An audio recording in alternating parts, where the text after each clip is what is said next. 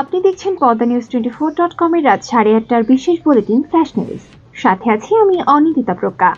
facebook.com/poddanews24 page follow করে আমাদের সাথেই থাকুন। নির্বাচন বিএনপির কোনো অন্যায় দাবি নয় উল্লেখ করে দলটির স্থায়ী কমিটির সদস্য আব্দুল মঈন খান বলেছেন, জাতীয় সংসদ নির্বাচন নিয়ে কোনো ধোঁয়াশা সৃষ্টির অবকাশ নেই। আর রাষ্ট্রীয় ক্ষমতাকে নিজেদের ভেবে কিছু উপদেষ্টা বিভ্রান্তিমূলক বক্তব্য দিয়ে প্রধান উপদেষ্টাকে বিতর্কিত করছেন বলে অভিযোগ করেছেন দলটির স্থায়ী কমিটির আরেক সদস্য ডাক্তার AZM জাহিদ হোসেন। শনিবার সকালে প্রেস ক্লাবে আলাদা অনুষ্ঠানে তারা এসব কথা বলেন।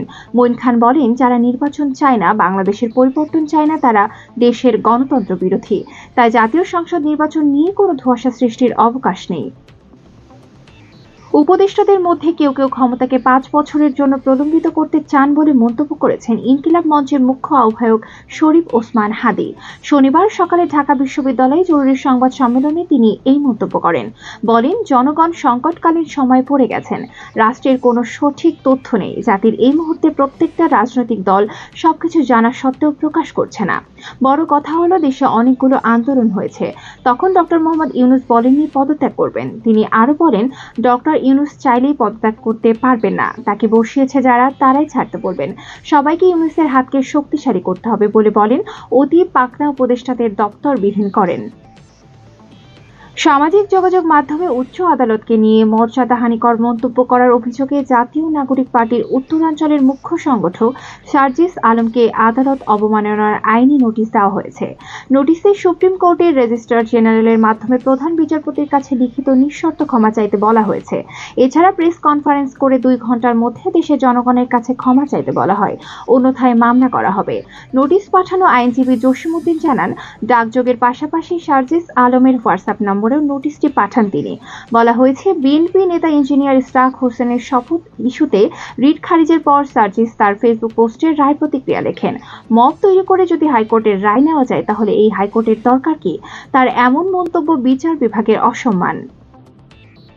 অন্তর্বর্তী সরকারের 2 ছাত্র উপদেষ্টা আসিফ মাহমুদ ও মাহফুজ আলমের সঙ্গে জাতীয় নাগরিক পার্টির কোনো সম্পর্ক নেই বলে জানিয়েছেন দলটির আহ্বায়ক নাহিদ ইসলাম।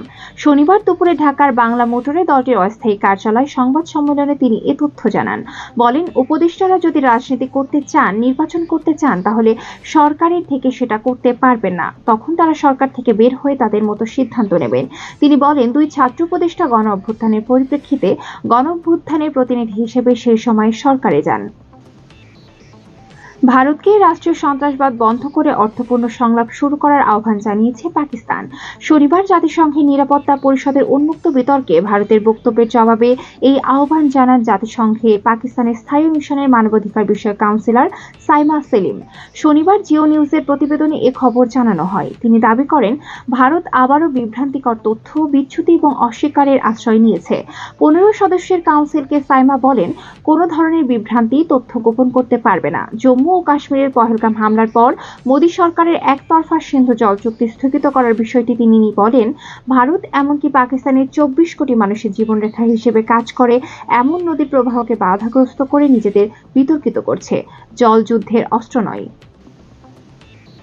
টি-20 ক্রিকেটে বাংলাদেশের হয়ে সবচেয়ে বেশি ডাক খাওয়ার বিব্রতকর রেকর্ড এতদিন ছিল সৌম্য সরকারের দখলে। এবার সেই জায়গাটিও দখলে নিলেন সাকিব আল হাসান। লাহোর কালান্দার্সের হয়ে পাকিস্তান সুপার লিগ PSL খেলতে গিয়ে টানা দ্বিতীয় ম্যাচে 0 রানে ফেরার মধ্য দিয়ে সাকিব করেছেন নতুন এই রেকর্ড। করেছেন টি-20তে সর্বোচ্চ 32 বার 0 রানে আউট হওয়ার অবিস্মরণীয় কীর্তি। আর 31টি ডাক নিয়েই দ্বিতীয় স্থানে নেমে গেছেন সৌম্য। PSL-এ সাকিবের এই পরিসংখ্যান যেমন হতাশাজনক, তেমনি চোখে আঙুল দিয়ে দেখায় তার সাম্প্রতিক ব্যাটিং দুর্বলতাও। শুক্রবার ইসলামাবাদ ইউনাইটেড বিপক্ষে দ্বিতীয় কোয়ালিফায়ারে মাত্র 2 বল খেলে টাইমাল মিলসের বলে ক্যাচ তুলে ফিরেছেন রানের খাতা না খুলেই। আর বল হাতে 3 ওভারে নিয়েছেন 27 রান, উইকেট শূন্য। সামাজিক যোগাযোগ মাধ্যমে ঢালিউড মেগাস্টার শাকিব খানকে অভিনন্দন জানিয়ে ফেসবুক পোস্ট করেছেন চিত্রনায়িকা অপু বিশ্বাস ও শবনম বুবলী। ঢালিউড মেগাস্টার শাকিব খানের অভিনয় জীবনের ক্যারিয়ারে 25 বছর পূর্তি উদযাপনে এই পোস্ট করেন তারা। শুক্রবার রাতে উপলক্ষে বিশেষ সম্মাননা পান মেগাস্টার। ফেসবুকে ছবি আপলোড করে নিজের অনুভূতি প্রকাশ করেন। ক্যাপশনে লেখেন, স্থির ব্যক্তিদের ঝড়ের চেয়েও জোরে কথা বলতে দিন। একই সময় অভিনেত্রী বুবলী শাকিবের আপলোড করা সে ছবি নিজের ফেসবুক পেজে শেয়ার করেন। লেখেন, বাংলা চলচ্চিত্র চলচ্চিত্রে তিনি 25 বছর ধরে অবদান রেখেছেন। এর জন্য বিশেষ সম্মাননা পাওয়ায় অভিনন্দন। বুবলির এমন পোস্টের পর মধ্যরাতে অপু বিশ্বাস তার ফেসবুক পেজে শাকিব খানের ছবি আপলোড করেন। ক্যাপশনে লেখেন, অভিনন্দন আমার রাজা শাকিব খান।